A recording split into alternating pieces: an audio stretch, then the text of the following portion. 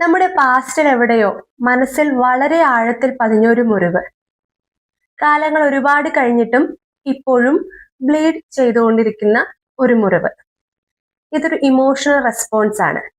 സമാനമായ ഏതെങ്കിലും ഒരു സാഹചര്യം ഉണ്ടാകുമ്പോൾ നമ്മൾ വീണ്ടും അസ്വസ്ഥമാകുന്ന ഒരു അവസ്ഥ, വീണ്ടും പണ്ടെന്നോ സംഭവിച്ച ഒരു മുറിവിന്റെ ബേസിസിൽ വേട്ടയാടപ്പെടുന്ന ഒരു അവസ്ഥ.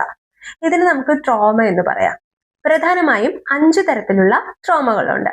ഏതൊക്കെയാണ് വ്യത്യസ്ത തരത്തിലുള്ള ട്രോമകൾ എന്നും എന്തുകൊണ്ടാണ് അവ ഉണ്ടാവുന്നതെന്നും ഈ വീഡിയോയിലൂടെ ഞാൻ നിങ്ങൾക്ക് പഠിപ്പിച്ചു തരാം. ആദ്യത്തെ കാറ്റഗറി അക്യൂട്ട് ട്രോമയാണ്, അല്ലെങ്കിൽ സഡൻ ഷോക്ക് ട്രോമ. പെട്ടെന്നുണ്ടായ ഏതോ ഒരു ഭയാനകമായ അനുഭവത്തിൽ നിന്നാണ് ഇത്തരം ട്രോമകൾ രൂപപ്പെടുന്നത്. പെട്ടെന്നൊരു ഭൂമി കുലുക്കം ഉണ്ടായാൽ എന്ത് സംഭവിക്കും? ഭൂമി ഒട്ടാകെ ഒന്ന് വിറയ്ക്കും, എന്തൊക്കെയോ തകരും, അല്ലെ? അതുപോലെ പെട്ടെന്ന് നമ്മൾ അപ്രതീക്ഷിതമായി അനുഭവിക്കേണ്ടി വരുന്ന ഏതെങ്കിലും ഒരു സാഹചര്യത്തിൽ നമുക്ക് വല്ലാതെ മരവിച്ചതുപോലെ അനുഭവപ്പെടുക, പല കാര്യങ്ങളുടെയും ഒരു കണക്ഷൻ നമുക്ക് നഷ്ടപ്പെട്ടതുപോലെ അനുഭവപ്പെടുക, പല കാര്യങ്ങളും പെട്ടെന്ന് ഓർത്തെടുക്കാൻ കഴിയാതെ വരിക തുടങ്ങിയ ബുദ്ധിമുട്ടുകളാണ് ഇത്തരത്തിലുള്ള അക്യൂട്ട് ട്രോമകൾ കാരണം ഉണ്ടാകുന്നത്. ഇത് നമ്മുടെ ചൈൽഡ്ഹുഡിൽ നമ്മൾ നേരിട്ടിട്ടുള്ള ഏതോ അൺഎക്സ്പെക്റ്റഡ് ആൻഡ് റാപ്പിഡ് അനുഭവത്തിൽ നിന്നിട്ടാണ് ഉണ്ടായിട്ടുള്ളത്. രണ്ടാമത്തെ category repeated wounds or chronic ട്രോമയാണ്. അതായത് ആവർത്തിച്ച് നമ്മൾ അനുഭവിച്ചിട്ടുള്ള ഏതൊക്കെയോ അനുഭവങ്ങൾ കാരണം നമ്മുടെ മനസ്സിലേറ്റിട്ടുള്ള മുറിവുകൾ പിൽക്കാലത്ത് റിഫ്ലക്ട് ചെയ്യുന്നതാണ് ഇത്. ഉദാഹരണത്തിന് പലതവണയായി കേൾക്കേണ്ടി വന്നിട്ടുള്ള ബോഡി ഷേമിങ്, പലപ്പോഴും വളരെ ക്രൂരമായി ശിക്ഷിച്ചിരുന്ന മാതാപിതാക്കൾ, ശകാര വാക്കുകൾ, ഒഴിവാക്കലുകൾ, സുഹൃത്തുക്കളുടെ ഇടയിലുള്ള ഒറ്റപ്പെടലുകൾ, ഒരുപാട് തവണ ഇതിന്റെ ആവർത്തനങ്ങൾ ഉണ്ടാവുകയും ആവർത്തനങ്ങളിൽ നിന്ന് ഗ്രാജ്വലി അതൊരു മുറിവായി മാറുകയും അത് നമ്മുടെ മനസ്സിൽ കാലങ്ങളോളം നിലനിൽക്കുകയും ചെയ്യുന്നു. ഇതിനെയാണ് നമ്മൾ ക്രോണിക് ട്രോമ എന്ന് പറയുന്നത്. ഇതിന് ഒരു റിപ്പീറ്റഡ് പാറ്റേൺ ഉണ്ടായിരിക്കും.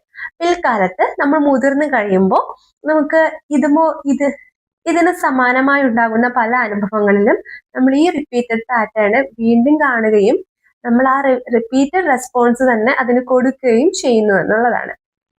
ആങ്സൈറ്റിയും സ്ട്രെസ്സും അനുഭവപ്പെടാം. നമ്മളൊക്കെ എല്ലായ്പ്പോഴും ഇൻസൾട്ട് ചെയ്യപ്പെടും എന്നുള്ള സ്ട്രോങ് ആയിട്ടുള്ള ഒരു തോന്നലോ, എവിടെ പോയാലും എനിക്ക് യാതൊരു വാല്യൂവും കിട്ടില്ല എന്നുള്ള അടിയുറച്ച വിശ്വാസവും, അത് തെറ്റായിട്ടുള്ളൊരു വിശ്വാസമാണെങ്കിൽ കൂടി നമ്മൾ അങ്ങനെ അറിയാതെ വിശ്വസിച്ചു പോയിട്ടുള്ള ഒരു അവസ്ഥയിലോ ഒക്കെ എത്തിച്ചേരുന്നതാണ്. ഇനി മൂന്നാമത്തെ തരത്തിലുള്ള ട്രോമ, അതിന് ഡീപ്പ് ആൻഡ് കോംപ്ലക്സ് ട്രോമ എന്നാണ് പറയുന്നത്.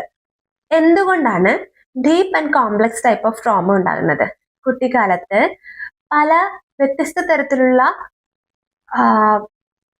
വേദനിപ്പിക്കുന്ന അനുഭവങ്ങൾ നേരിട്ട് വളരേണ്ടി വരുന്ന ഒരു സാഹചര്യത്തിലാണ് ഇത്തരത്തിലുള്ള കോംപ്ലക്സ് ട്രോമ രൂപപ്പെടുന്നത്. ഉദാഹരണത്തിന്, പൂർണ്ണമായിട്ടും അവഗണിക്കുന്ന മാതാപിതാക്കൾ, മാതാപിതാക്കൾ തമ്മിൽ എപ്പോഴും നടക്കുന്ന ഫൈറ്റ്സ്, കൂട്ടുകാർക്കിടയിൽ നിന്നുണ്ടായിട്ടുള്ള അപമാനങ്ങൾ, ക്ലാസ്സിൽ ടീച്ചർ നടത്തിയിട്ടുള്ള ഫേവറിസംസ്, പല പരിപാടികളിൽ നിന്നും മത്സരങ്ങളിൽ നിന്നിട്ടും ഒഴിവാക്കപ്പെട്ടിട്ടുള്ള അവസ്ഥ, ശാരീരികമായി വന്നിട്ടുള്ള ഏതെങ്കിലും രോഗാവസ്ഥകൾ, ഇത്തരം കാര്യങ്ങൾ അല്ലെങ്കിൽ ഇതുപോലെയുള്ള പല പല കാര്യങ്ങൾ ഏകദേശം സമീപകാലത്തായിട്ട് റിപ്പീറ്റഡ് ആയിട്ട് വന്നിട്ടുള്ളത് കൊണ്ട്, പലതരത്തിലുള്ള വേദനകൾ ഒരുമിച്ച് അനുഭവിക്കേണ്ടി വന്നിട്ടുള്ളത് കൊണ്ടും ഒക്കെയാണ് കോംപ്ലക്സ് ട്രോമ രൂപപ്പെടുന്നത്. നാലാമത്തെ തരത്തിലുള്ള ട്രോമയാണ് ഡെവലപ്മെന്റൽ ട്രോമ അഥവാ ചൈൽഡ്ഹുഡ് ഇമോഷണൽ സ്റ്റാർവേഷൻ. അതായത് ഒരു കുട്ടി ഏറ്റവും കൂടുതൽ ആഗ്രഹിക്കുന്ന ഒരുപാട് കാര്യങ്ങൾ ഉണ്ടായിരിക്കും. പക്ഷെ പല മാതാപിതാക്കളും ഫിനാൻഷ്യലി അവർക്ക് വേണ്ട എല്ലാ റിക്വയർമെന്റ്സും എത്തിച്ചു കൊടുക്കും. പക്ഷെ ഇമോഷണലി വേണ്ടത് ഒരുപാട് മിസ് ചെയ്യിപ്പിക്കുകയും ചെയ്യും.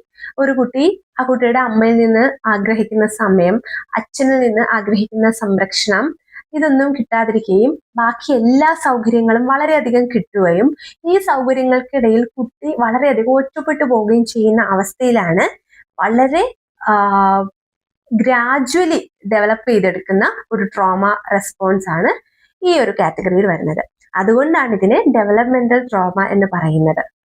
ഇത് ഒരു കുട്ടിയുടെ ആഗ്രഹങ്ങളുടെ സ്റ്റാർവേഷനിൽ നിന്നിട്ടാണ് സ്റ്റാർട്ട് ചെയ്യുന്നത്. പരിഗണിക്കപ്പെടാതിരിക്കുകയും സ്നേഹിക്കപ്പെടാതിരിക്കുകയും എന്നാൽ മറ്റു പല മെറ്റീരിയലിസ്റ്റിക് ആയിട്ടുള്ള കാര്യങ്ങൾ കൊണ്ട് സ്നേഹത്തെ മറ്റുള്ളവർ ഡിഫൈൻ ചെയ്യുകയോ ഒക്കെ ചെയ്യുമ്പോൾ ഒന്നും അല്ലാതായി തീരുന്ന ഒരു കുട്ടിക്കാലം ഉണ്ടാവാം. ഈ കുട്ടിക്കാലത്തിൽ നിന്നിട്ടാണ് ഡെവലപ്മെന്റൽ ട്രോമ രൂപാന്തരപ്പെടുന്നത്. കുട്ടികൾക്ക് സ്വയം ഞാൻ ഇനഫ് അല്ല എന്നൊരു ചിന്ത, അതുപോലെ തന്നെ എന്തൊക്കെ സൗകര്യങ്ങളും ഏതൊക്കെ സാഹചര്യങ്ങളും കിട്ടിയാലും അതൊന്നും ഒന്നിനും ഇനഫ് അല്ല, അല്ലെങ്കിൽ ഒന്നിനോടും ഒരു സാറ്റിസ്ഫൈഡ് അല്ല എന്നുള്ള ഒരു ഇമോഷണൽ റെസ്പോൺസിലേക്കാണ് എത്തിച്ചേരുന്നത്. അതാണ് ഈ ട്രോമയുടെ ഏറ്റവും വേദനിപ്പിക്കുന്ന ഒരു ഭാഗവും. ഇനി ലാസ്റ്റ് കാറ്റഗറി അഥവാ 5ാമത്തെ തരത്തിലുള്ള ട്രോമ എന്ന് പറയുന്നത് സെക്കൻഡറി ട്രോമ എന്നാണ് അറിയപ്പെടുന്നത്, അഥവാ ക്യാരിയിങ് അതേഴ്സ് ഇമോഷണൽ പെയിൻ. പ്രത്യേക തരത്തിലുള്ള സിനിമകൾ കാണുന്നത് കൊണ്ട് ഇത് സംഭവിക്കുന്നതാണ്.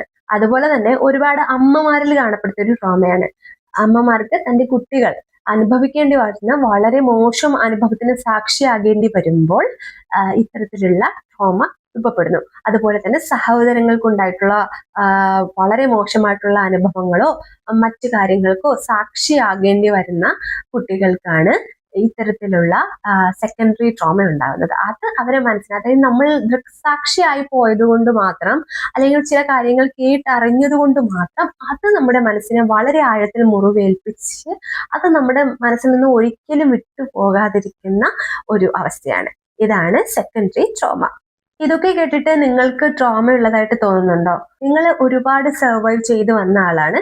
ഇന്നും പല കാര്യങ്ങളും അഡാപ്റ്റ് ചെയ്തും അഡ്ജസ്റ്റ് ചെയ്തും അതിജീവിച്ചും ഒക്കെ മുന്നോട്ട് പോകുന്ന ഒരാളുമാണ്. ട്രോമ എപ്പോഴും അലറി വിളിച്ചുകൊണ്ടിരിക്കുന്ന ഒന്നല്ല, നമ്മൾ സൈലന്റ്ലി വേദനിപ്പിച്ചുകൊണ്ടിരിക്കുന്ന ഒന്നാണ്. ഇതിനെക്കുറിച്ചുള്ള അവയർനെസ്സിലൂടെ നമുക്ക് മാറ്റിയെടുക്കാവുന്നതാണ്. പൂർണ്ണമായിട്ട് നമ്മുടെ മനസ്സിൽ നിന്ന് ഒരു ട്രോമയും മാറില്ല.